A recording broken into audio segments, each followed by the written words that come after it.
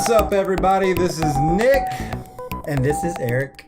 Eric, welcome back, buddy. Oh, it's been too long, my friend. I know. I went on vacation. It was wonderful. I didn't. I know you stayed here. You manned the fort. Mm-hmm. You watched the news ticker, making sure that nothing came across that I needed to know about. The news ticker. How many people know what you're talking about? A news ticker. It doesn't matter. We know what we're talking about. Yeah, we do. And who cares about the other people? You sit there with your tape machine that brings out the news to you, and you're sitting there reading it. I don't know why you have a 1920s news machine, but it's the only true form of getting news. It's how God intended. It's how God intended us for good news. Good news. Yeah. So you kept an eye on it. You made sure that there was nothing in this world that Nick needed to know about, and I appreciate that vigilance. That I can find anything that you needed to know. No, you left me alone during my vacation, and I appreciate I did leave you alone. You went hiking and did whatnot. I did. It was a great time. And while I was gone, while you were gone, and while we were not podcasting, they got to listen. Yeah. To two great podcasts about cartoons. Saturday morning cartoons. And I'm a little jealous of them that they got to experience it for the first time. And we had two Fuctions go out too. We did have two Fuctions. We had, I think it was Gummy Bears and Mask. That is true. Gummy Bears and Mask. So they were living the dream. They were basically on vacation because when they get to watch such great content like that. Not only that, but we had a guest appearance by none other than Tiny Shia. Yeah, Tiny Shia came and encouraged us. He did. Made me feel cared for. He did. And it's like an old friend coming back. He inspires me. He does. You know what? And speaking of old friends coming back. Yeah. I recently heard a story. While I was gone, you missed one on the news ticker, by the way. I didn't miss it.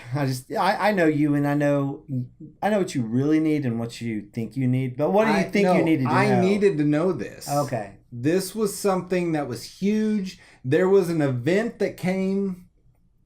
Not really came out. I was about to say that an event that came out, but that's not the right word. I don't even know what that means. There's an event that happened while I was gone. And it's called E3. E3.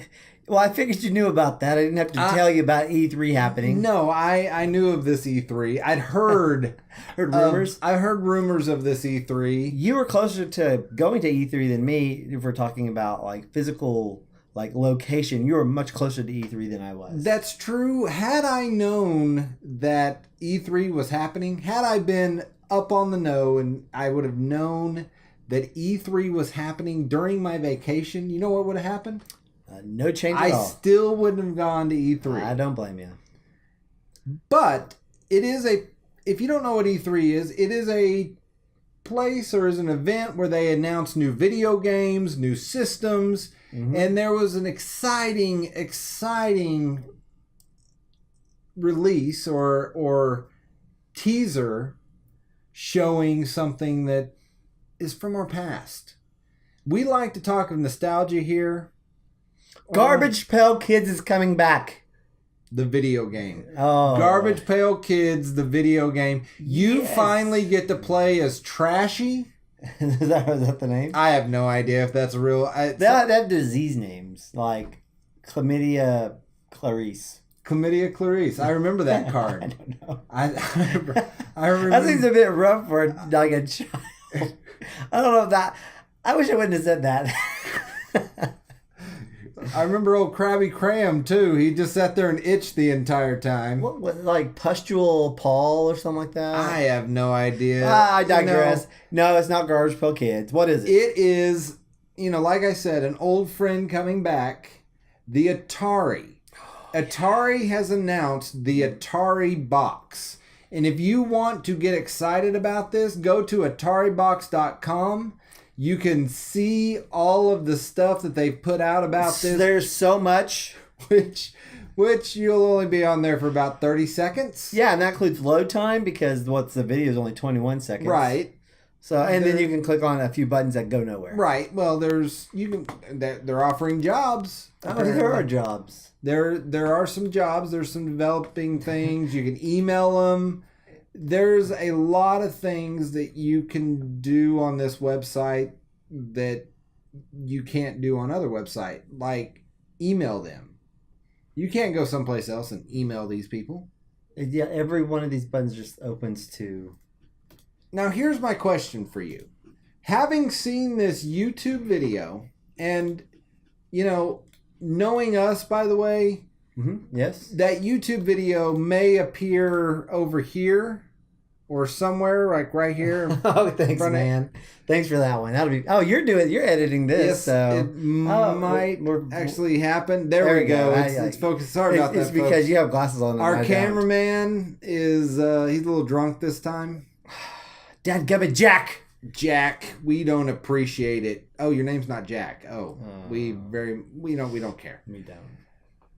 But Eric, let me ask you this. What do you remember about the Atari 2600? What was your childhood like? What games did you play? You told me earlier you had the Atari 2600. I did. What did you play on? Let's clarify. My father had the Atari 2600. Don't know where it came from. This would have been about 1980. I hope it came from a store. I think he got it from somebody. Otherwise, your dad is a thief. Well, it came out in 1977. And I remember early on. So I want to say I had it when I was at least 5. And that would have been 84.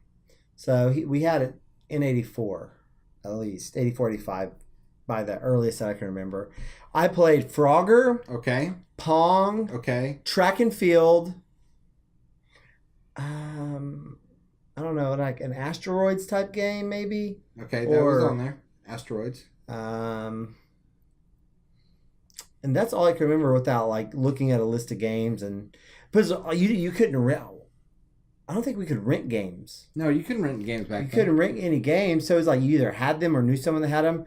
And I think if I remember correctly, someone just gave my dad this with the games, and that's just what we had. Okay. I used, the old joystick. You could pull the cover off. Yes. And it was a suction cup, basically. And so I had 2 of those, and I'd pretend to be like Spider-Man climbing a wall. You know what? I respect that. I did that. Now, let me tell you about my childhood. Oh, okay.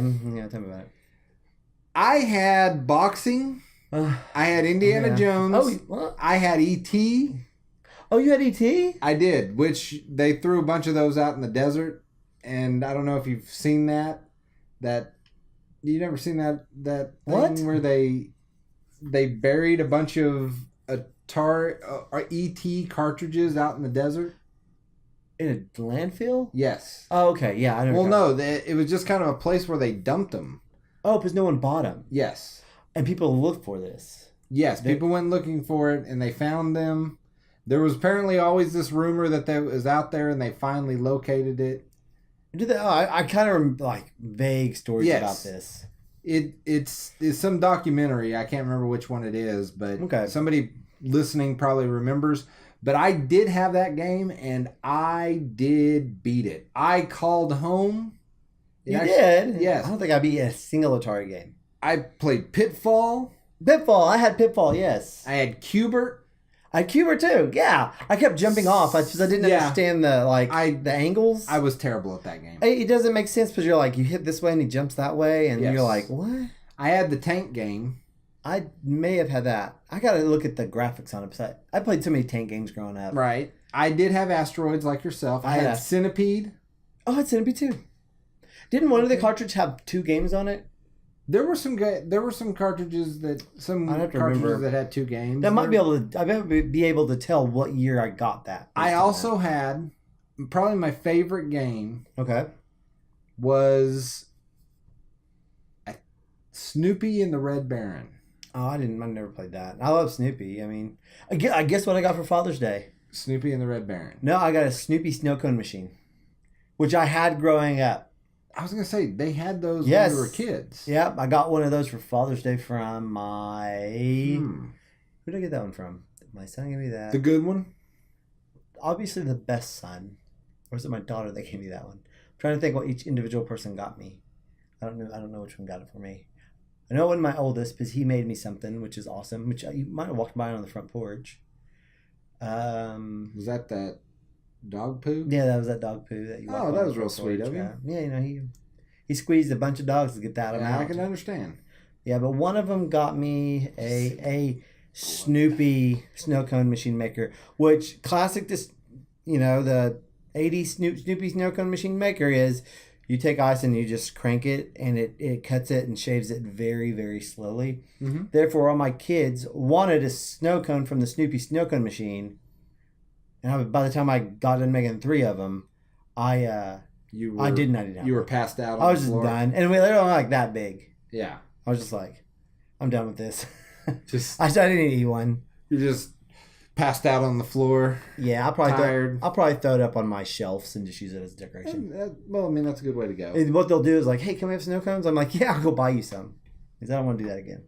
I understand that. Yeah. But they're making this Atari box. Now, I have some theories. Oh, you have theories? I do. You didn't tell me you had theories before we started. Tell me. I do. I wanted to save a little surprise for you. Okay. Nintendo made this... Oh, the mini? The mini machine that's kind of retro. Yeah, people were selling them for like a lot. Yes, because they sold quickly. My question is, do you think that's what Atari is doing here? But I don't know why they would, because there's already been a lot of people make like Atari boxes or emulators or whatever you want to call them. You probably Arduinos or something. There's Atari 600. I'm trying to figure out who owns Atari right now.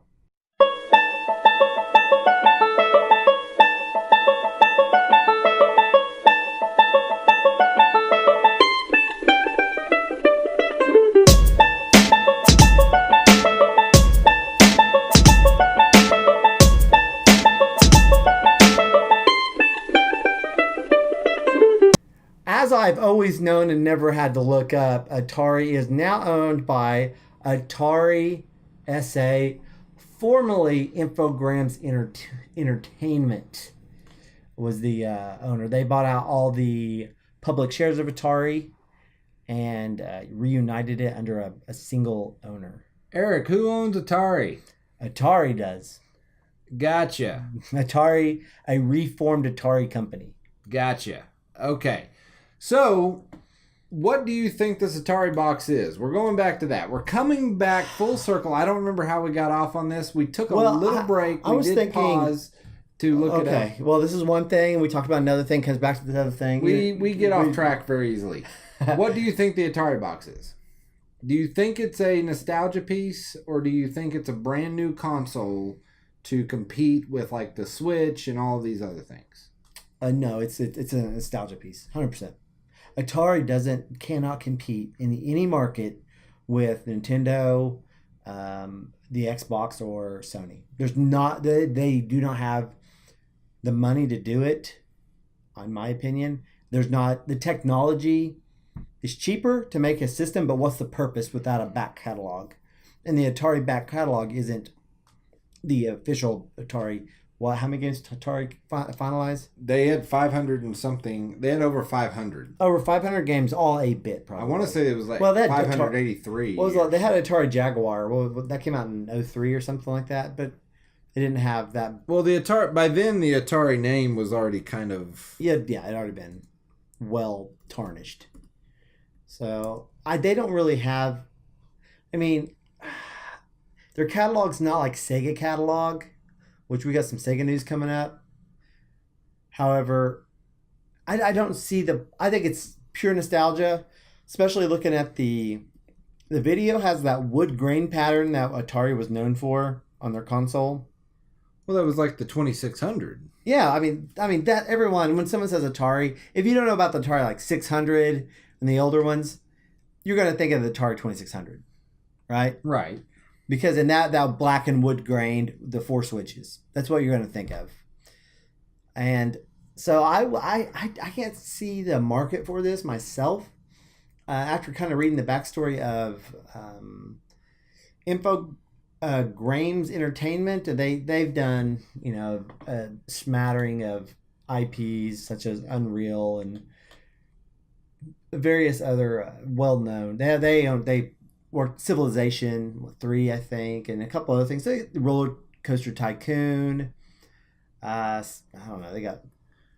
I do apologize. I was looking off screen here. I wanted to look up what the consoles were for the Atari. Oh, the last console was the Lynx, and it was apparently a handheld thing. Okay. The Jaguar was the last big console, but in '98, the last Atari console period was when that was in '98. That was '98. Jaguar was like early '90s, '93 then. Yeah, '93, '94 about. We could talk about the technology of the Jaguar. I think it might have been ahead of its time. I don't remember.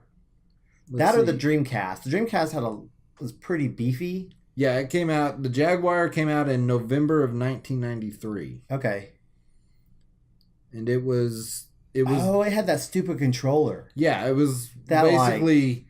What was that? What was that weird thing that people had where it had all the letters on it and you could type out? I don't remember what that thing was called, but you could type out phrases and stuff like that back in the 80s, and it would. That's what this thing looks like. Oh, Speak and Spell? Yes. Speak and Spell, yeah. Yeah, so I don't know. I don't see the market. It depends on just what they do. If they're partnering with anybody, or if it's all in-house. Here's what I'm picking up from reading articles about this Atari Box. Nobody knows what it is. Because nothing was revealed in the deal. In the ad that they put out. Yeah, and there's nothing on the site that I can There's see. nothing on the site. Like you said, it has the retro look, but nobody knows what it's going Nobody for. that none of my sources know. And my sources run pretty deep. Right. You know, you have a lot of deep sources. I got some black market sources. A lot of deep sores. You do. deep sores. Yeah, but I don't know. It's just interesting to me. It's all of a sudden, out of nowhere. I mean, E3 is this time when people are there for PlayStation. They're there for Nintendo, Xbox. We got the new Xbox One S. Yeah. They have the Xbox Xbox One X. One S. That's very iPhone of me to say S. Well, the S was the one they just came out with. The white one. That's the S. And of course, I was thinking also about something else. I can't remember. But let's see a little not trivia, but okay, we looked this up already. What was the price of an Atari in 1977? When it first was released, you told me it was $200. That's what it was. $200 in 1977 money. It was $200, which we did the inflation, and how much did it come out to? Nowadays money $700, and I have it here somewhere. It's like $780 something. Yeah, $780 something dollars. $786 and about 50 cents. And that was in 2016 money. So that's in 2016. It would have been $700 and what was it? Almost $800. Almost $800. Yeah, almost $800 in 2016 to buy. So it would have been that much. Now, when the Xbox came out, the Xbox One, I remember it was a little overpriced. People were upset. It was $500. Yep. The Xbox One X, once again, $500. Now let's reverse that inflation, and if the Xbox One X, something comparable, was released in 1977, how much would it have cost? It was $120, I believe. $120. Think about that. Think about how expensive a console in 1977 was. Well, it's crazy to me because we have this. I mean, there wasn't much to it. First of all, let's talk about the retro look of it. You bought this thing, and I'll be honest, it looks hideous. You mean the 2600, I'm assuming? Yes. Well, I think it was supposed to kind of blend 70s wood grain to kind of blend into not to stand out in people's entertainment centers. They wanted it to match the paneling that everybody had in their house. My dad, up until a few years ago, saw 70s paneling in his house. My dad still has 70s. Oh, he does. In that living room. Paneling. That's right. It's still there. It's ugly. You know. I mean, that's the only thing you can say. To each their own. I mean, I agree it's ugly, but I'm not going to say it. That's what it is. But this matched. I understand the idea was to match the look of a '70s desk or whatever, but nobody does that anymore. Yeah. Nobody tries to make their consoles blend in, feng shui. Exactly. All of those things. This looks like a piece of furniture that you would put out someplace. Yeah, I don't know, but I mean, God, that's a lot of money. Nowadays, we know what. Or you would use the controllers as Spider-Man. Yeah, you suction cups. Well, think about it. We know what consoles are. We know the power of them. They're already integrated into our lives because they streaming and all the integration they do now. But in 1977, a box that sat there did nothing until you played with it, until you put a cartridge in, which I never blew in an Atari cartridge, but put in a cartridge in and play in it, and you're done. So presumably for children, that is a lot of money for a child. Now I had one; it was used. One of the switches was broken off, and it worked fine. I mean, the switch is broken. I can still switch with my thumb, just pushing on it. But I don't know where my dad got it. Right. And I mean, I don't know if they fell out of was there like a swell of like Ataris? Kind of like the Wii was. They were just giving away. No, like you went to McDonald's. You opened up your Happy Meal, and it's like Atari. Well, you remember Happy Meal in the 70s. They did that with an ET too. I gave you an ET class last time you were here. ET cartridge. They did that. Oh, like you open up your Happy Meal. They were like, "Please take it." Please take. I don't want this. I want that. Yeah. I don't know. So we'll see what it does, but we need to get moving on. Stay tuned for the latest news of the Atari Box. Whenever it's released, Eric will be on the 1920s ticker, and he will find it, and we will talk about it, and we will tell you what's coming. Within a week of something happening. Probably 3. Yeah. But, we find out stuff late because 1920s tickers, they take a little while to get to the news. A lot of reading. We do have something else coming back. Another retro thing that got, I guess, announced. Retro Gaming Week. Good week to come back, Nick. It was. I believe that they felt my presence at E3 and said, something must be done. So did they talk about Sega's? Sega has a release, and they're doing a retro gaming collection for Sega that is mobile-based. So iPhone and Android. And I have a theory on this. A lot of these IPs, I mean, of course, Sonic the Hedgehog, it's one of their mascots. Mm-hmm. But some of their other IPs are just not well known. What's coming out? Tell me the game's coming out, and tell me how many you know of. Well, the only thing I could find in the list that was released, I guess the first 5 games that are being released is Sonic the Hedgehog, something called Comic Zone, Altered Beast, which I remember that game. Okay. Kid Chameleon, and Phantasy Star 2. Phantasy Star 2, yeah. I don't know any of those games. And I had a Sega.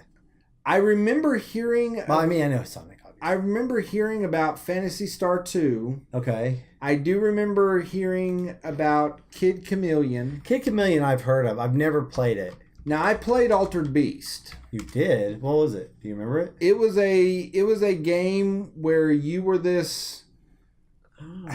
You were like a warrior walking around, and you could change into a big...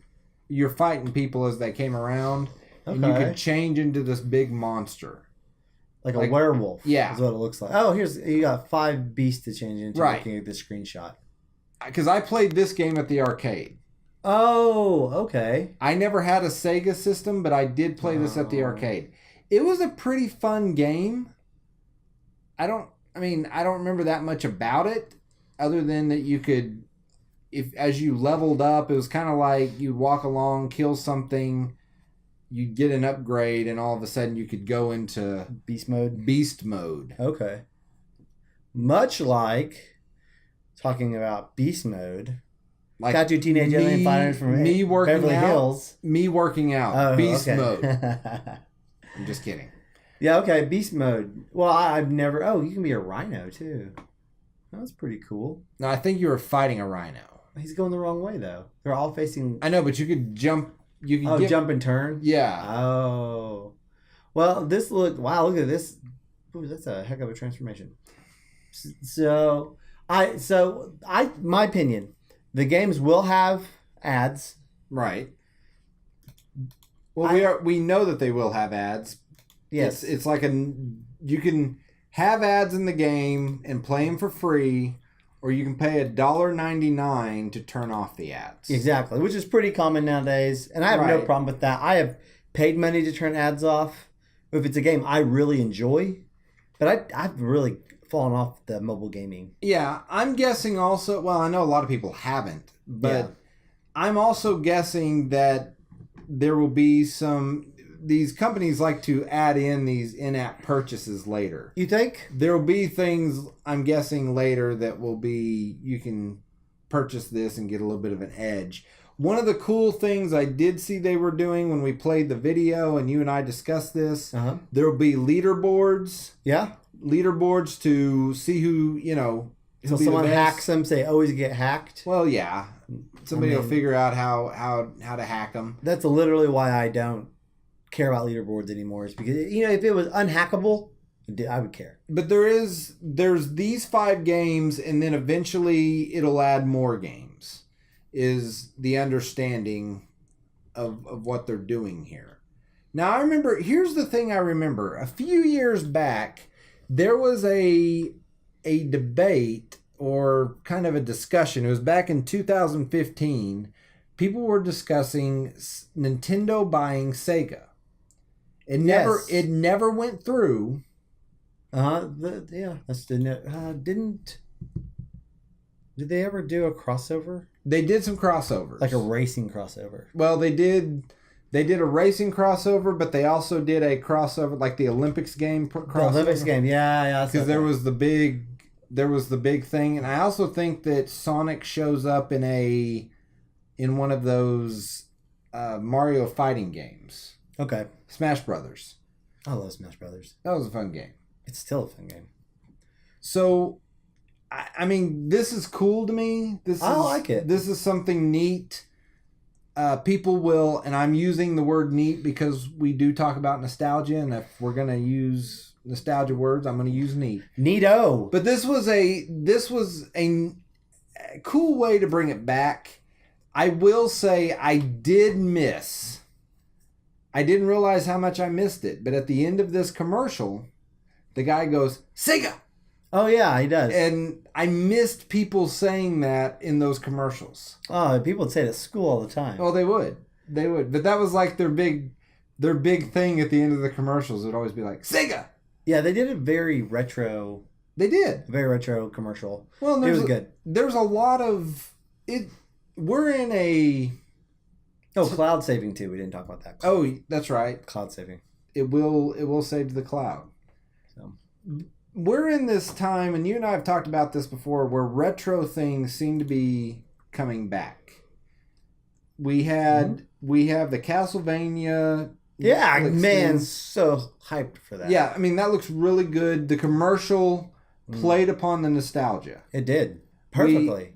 We have the thing for Atari, which I'm guessing if you were there at E3 and you saw this release and you were of our generation or even earlier, you're probably like, this is cool. I wonder what their booth looked like. I wonder if they, it was one of those, like a case. Yeah, just a television. I don't know. I was or if they just did an announcement or just showed the video. Well, I don't know that they went up sessions. I doubt they went up on stage because. Okay, so they just released the video. Okay, probably just online during E3. So I was just curious how they kind of did it. Let's see if we can read anything into it. That article you just pulled up said that somebody did confirm that somebody inside the business did confirm this. Chesney's addressed speculation rumors confirming Atari is indeed back in the hardware business. Which will be based on PC technology. Well, that'll make it a lot cheaper. in custom hardware like Xbox and Sony do. I'm thinking that this may be a. What are you thinking? This may be a brand new system. It's PC weird based. to me that somebody's throwing their What do they mean PC technology though? When did we talk? Are they talking about just using Commodore 64. Commodore 64? They're basing it on Commodore 64 technology. The Big old floppies. it will. You'll push them in Yeah. and ruin them. Put the little arm down. So, yeah. Okay. I don't really know.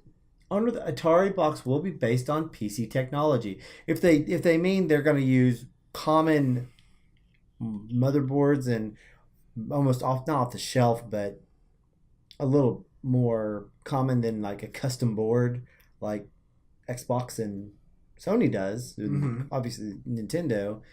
I'm curious what they're going to do. I'm curious. I don't know. This is interesting to me because if they are putting out a new console, like a brand new state of the art high definition graphics console, the question becomes what IPs have they garnered on their side to be able to release it. Yeah, I have no idea. I'm assuming they're partnering with somebody. Unless they're bringing out their old games with updated graphics, you will be able to feel like, you know what, it's probably virtual reality. You will be able to feel like you're actually there in the 2-bit graphics of Centipede, Hubert, that golf game that I played. Well, I mean, they're already doing a flashback, like Sega flashback. Atari Flashback has 120 games. I think it's releasing September. Oh, so they've already... There's already a flashback system. This has to be a brand new system. Here's a Sega Genesis flashback, including 85 games. So, I don't know what they're doing. I have no idea. I can't fathom. Man, this is really cool. They are jumping into the pool. They are throwing their hat in there and saying we can make new games. What studios are going to do it under? Now here's the thing: if they open if they're using more common engines, and you know for Xbox you got to use very specific. I don't know all about gaming, but you're programming very specific methodologies for the Xbox. I don't know if they're going to use a more PC-based programming methodology, so you can make one. Indie games are way easier to make, or play PC games on it. Well, which is kind of what the Steam Box does. I was going to say, when you mention that, indie games are huge. Yeah, and that may be what they're going for. I mean, unless they're going to play Steam games, or GOG, or any of the gaming streaming services. I don't know. This could be something where they're going to be the Amazon, if you will, like Amazon has Kindle and that sort of thing. Yeah. Where they empower people to just write books and that sort of. Maybe they're just empowering people. You want to make a video game? Put it out on our system. Okay. Maybe, and I don't know. Well, it'll be interesting to see. Okay, let's get back on Sega.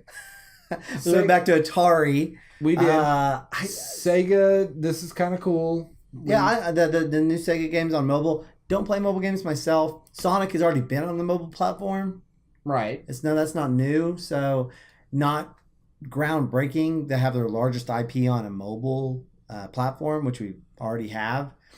I believe they're just doing it to run ads, make the money that way, and then in-app purchases later, depending on the game. Probably they realized they could make money off their old IPs by doing this. This is a smart business move. I was looking at Phantasy Star 2. I might play that game. I love turn-based games.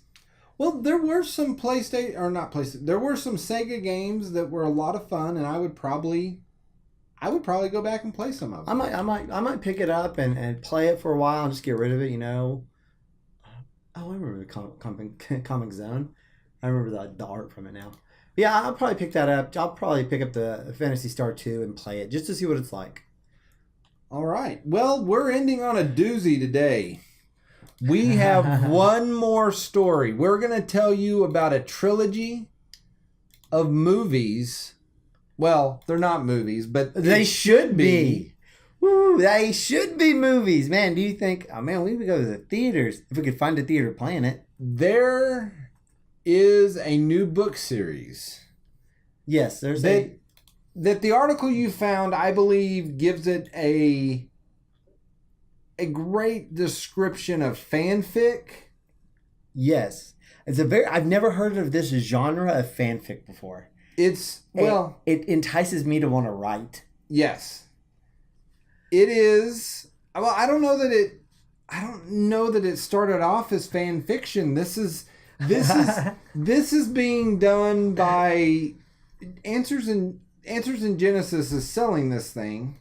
And who's Answers in Genesis? Answers in Genesis are the people that do like Creation Museum. Mm-hmm. I can't remember the guy who founded it, but he's yeah, Ham. Was that Ham? Yeah, Ham. They're all young Earth creationists. Yes, aren't they? Young Earth creationists. If you know what that is, they believe the Earth is 6,000 years old.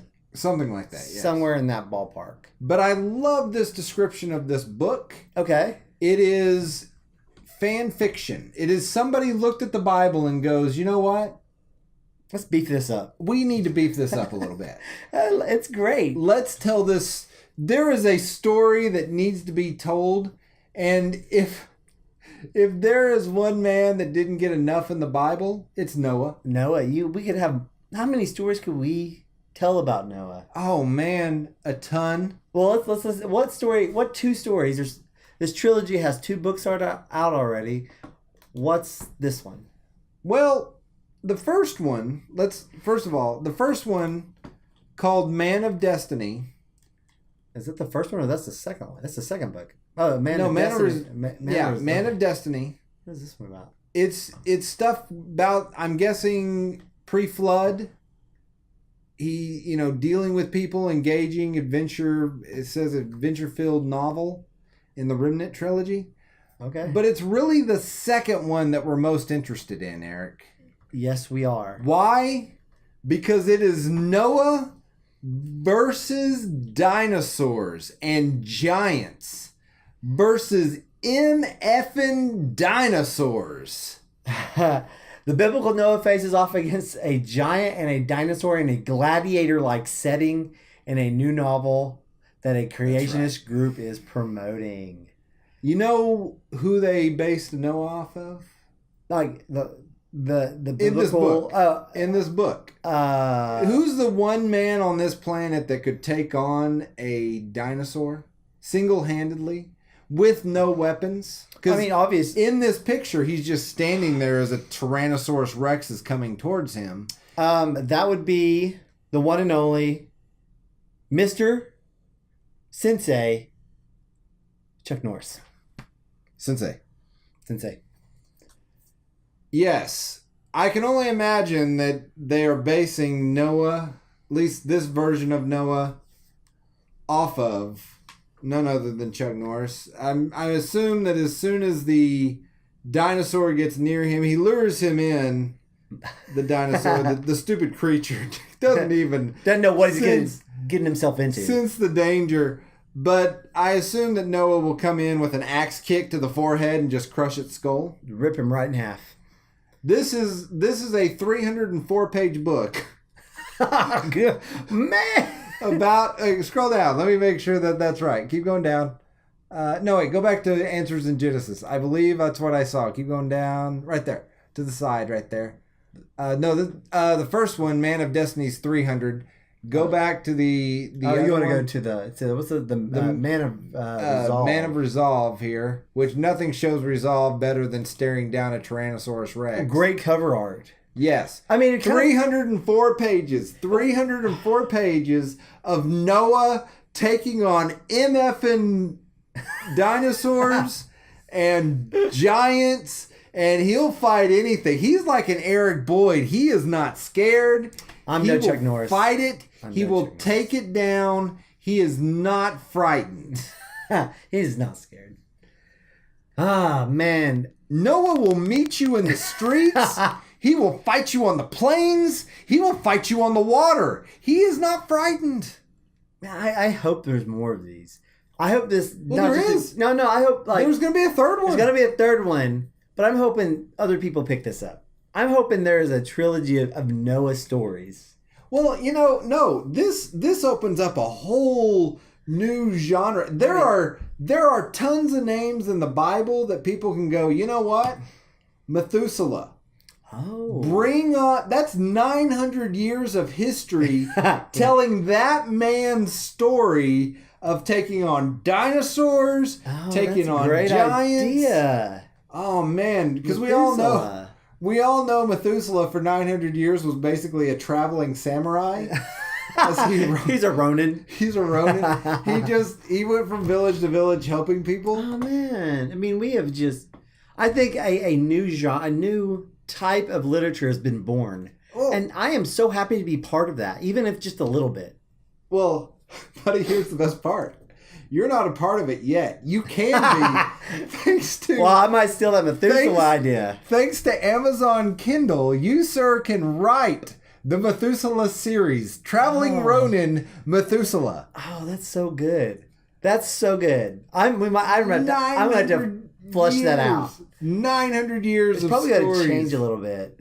Oh man, I'd probably say like the traveling warrior Methuselah. That's fine. And then like turn him based on like where he's at. He's a Ronin or some sort of like have warrior. Him go up against the last dinosaur. He finds the last dinosaur in history. It's terrorizing a village. He rounds up 6 more people because there's a herd of dinosaurs. Wait, hang on. It's a herd of dinosaurs. A herd of dinosaurs. He finds 6 more people and he leads them against it. You know what I'm going to call it? Methuselah 7. I hear you. Methuselah 7. It sounds very similar to a series of stories I've heard before. I'm sure over and over and over. And I'm over. sure. Well, what you could do is you could have like Noah, Methuselah, and you could do this like where they all go into these games. He brings up all the greats. And then they go into these games and they got to compete against each other in different stages and realms. And we call it Battle Games. Battle games. Battle games. I like it. And they compete against each other to see who is the winner. The most chosen by God. The most who God loves the most. Who God loves the most. Yes. Or how about this? What's that? How about this? You ready? This is going to blow your mind. We're bringing it all together. Okay. The Tower of Babel. Okay, whoa. Oh man, I'm going there. You're dropping it in. Okay. This, you know what? Sci-fi, get ready. You get those I missed that. Get those notebooks ready. So, Tower of Babel, it turns out, is a Thunderdome type experience. Oh, levels? You have to go all the way up to the top. Oh my goodness. That's why God is angry at them, because they're torturing people in there. And what they do is Methuselah rounds up 6 people, and they go in there. They get Noah. Of course, Noah just off of fighting a dinosaur. Well, they need to get Noah and Moses, and people keep mixing them up. Yes. They're like the twins. Yeah, they keep asking him, like, how did you get all... They keep asking Moses, how did you get all those animals on the boat? Yeah. And they keep asking Noah, what happened when you threw your stick down? Exactly. I mean, it's constant. It just constant. I like that. Who else would be our 7 greats? So we got Noah and Moses. Let's see. What was that? I like Methuselah as the older person. What was that weird little book that was very popular years ago, where it was the guy is basically based off like one sentence in the Bible, where it was expand expand my land. The prayer of Jabez. Prayer of Jabez. We're going to throw Jabez in there. We don't know anything about Jabez. We know nothing about him. But you know what? He apparently was a conquering giant of the faith, because he had a whole book written about him. Because he had a little booklet made. Yeah. So there's that. So we got 4 guys so far. We need 3 more. We're going to do any New Testament guys? No, man. This is all Old Testament. We are going, because you know what? We're going to appeal to a Jewish audience. You know who's going to be at the top of the tower? Who's at the top of the tower? None other than the man himself, the first Nebuchadnezzar. No, Adam. He's on the top. He's on the top floor. They've got to fight Adam at the very end. He's been up there the entire time. He made the tower to see who could ascend the tower. No, Cain. Oh, Cain's up there. We could do a twist. Wait. No, I got one. We do a twist where the person at the top we never hear about till the battle. Yeah. We don't even know who it is. We think it's another person. Yes. And then all of a sudden that person, like, it's Adam. No, Adam gets beaten immediately, and then it's a character in the Bible we know nothing about. Right, Jabez. Jabez is he got his kingdom. He got his lands just multiplied, and he took over and became like a mafia don. We need Samuel as a child. Ooh, he could be the kid of the group. I like this. And just because I'm trying to think of kids of the Bible to add into. I want to get the whole family involved. We're getting a little out there. Because there was Methuselah way over here, and then David. We got it. You can throw David in there. David's a good one. He can throw rocks at people. He's a giant slayer. He is. That's his specialty. He is. But you have to have that moment of sacrifice from him, where there's like they come across this big giant, Goliath's brother. He did have a brother. What was Goliath? Well, he had like three brothers or something. But I don't remember. One of them it was named also. I can't remember. Yeah, it is. They mention him. Yeah, but they get it's his second cousin. Oh, he's very upset about him. Goth. The city of Goth was the city he was from. I remember that. So they come across this giant, and David's like, "Don't worry, guys, I got this. Go on ahead." Oh, I like it. And the giant tries to stop, and he's like, "You're my opponent." And that's the last we see of David. Oh, we're doing David at the age of David and Goliath? Yes. Because I think he was around 14. He was pretty young. Yeah. I like that. Him and Samuel, young Samuel, can be buddy. Yes. But they're different. There can be this moment where Samuel's like, "No, David, don't do it." There's got to be some tension. There's got to be a girl that they both like. Oh, yeah. Who do we got?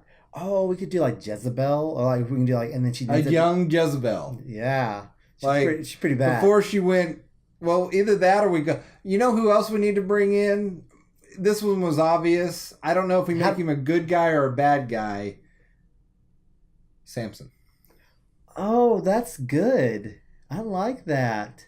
Samson, but he would just tear the chaotic neutral. He just shows up. He's just rampaging. Yeah. He's like the Hulk. Yeah.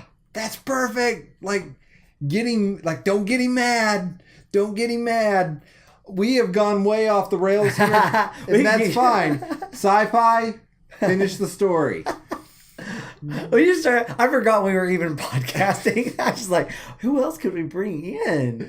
I was just so interested. If you want to know the rest of that story, ask this guy. Well, if you want to know any more, there's in the comment section down below on YouTube or wherever it is on. If you want to help write this story, get on board. Get on board. Let's write it. Let's do cooperative writing. So, seriously though, I have nothing but respect for these people.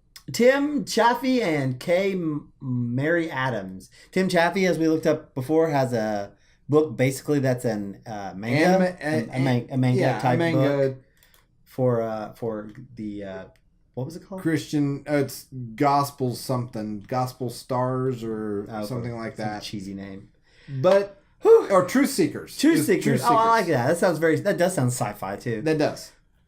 So this just intrigues me. Part of me wants to get this just to read it. Oh man, it's you can get it on e-copy for less. It was $10, $12.99. Well, it's on sale. It is on sale. Oh, ebook is only $9.99. Ooh, I'm tempted. Part of me wants to read this, but if I'm going to read it, I got to read the first one too. Oh yeah, you don't want to be lost. I'm sure it has a very deep and intriguing storyline. This is just fascinating to me. It truly is.